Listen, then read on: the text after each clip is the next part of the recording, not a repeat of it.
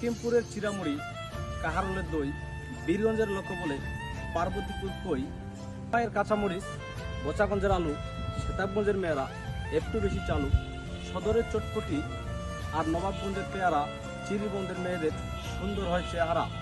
বিরামপুরের ননদী আর আমবাড়ির ওই ভাবি, ফুলবাড়ির ওই ভালোবাসা হিলি গিয়ে পাবি। ঘোড়ারঘাটের চাচায় আর বিরলের চাচি দিনাজপুরে গিয়ে শুধু করে নাচানাচি।